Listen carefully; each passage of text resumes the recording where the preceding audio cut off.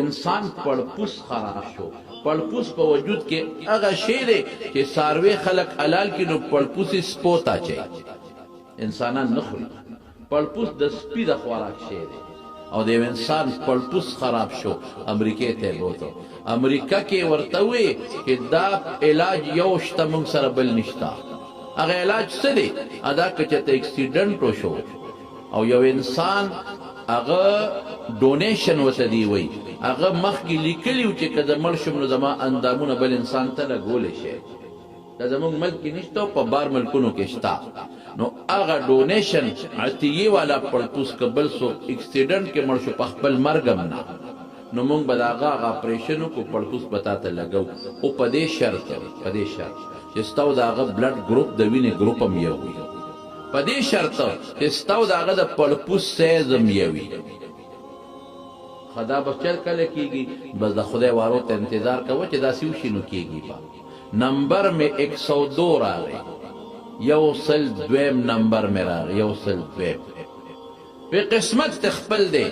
که چرته دا 101 چې تا نه مخکې دي، که د یو اکسیډنټ وشو پړپوس مونږ ته بیلو شو او دی کې ګروپ نو برابر یا سیز د دوی نو تاله به ډایرک راشي، که ونه به د نه مخکې دي.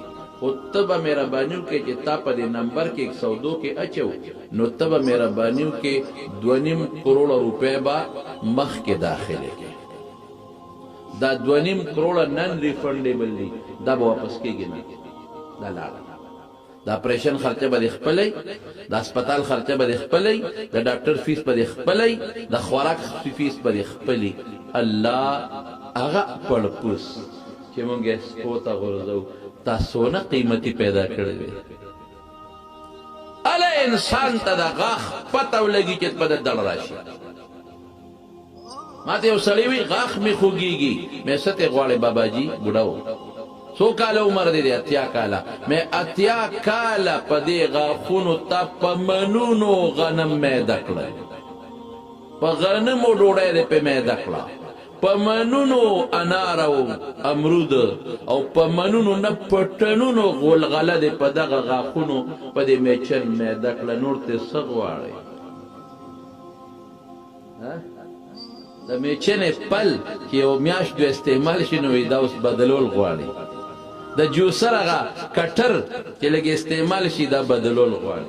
ټایر چې کال دو استعمال شي بدلول غواړي. د جرندې پل چې کال دو استعمال شي بس دا ختم، بدلول غواړي. نو تا 80 کاله په دې پټنونو رزق میده که بشیر جانه، نور ته څه غواړي؟ دا د خدای نعمت دی وایه که نه دی؟ یو غاښ چې د نی پته به درته ولګي.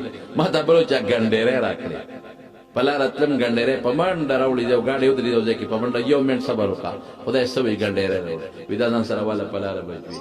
زه خو را روان شوم، خو هغه ته وي جویم پس په ګنډېری خو ما یو غاښ بیللی دی چې چک مې ولګو ټک چې مات شو.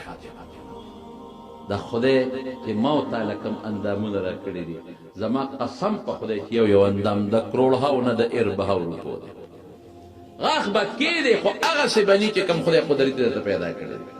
یو ویښته دې سپین شو والله کې تور کې، یو ملا چې دې ټیټه شوه قسم په خدای کې ځان له نیغه کې، یو ګوته چې دې شوګر والو د ډاکټر وایي چې دا پرې کا، قسم په خدای کې ځان له جوړه کړي.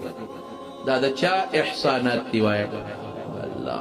خو موږ ډېر بد قسمته یو، موږ د خدای د غټ نعمت شکر هم ادا نه کوو. ورکوټې خو لویه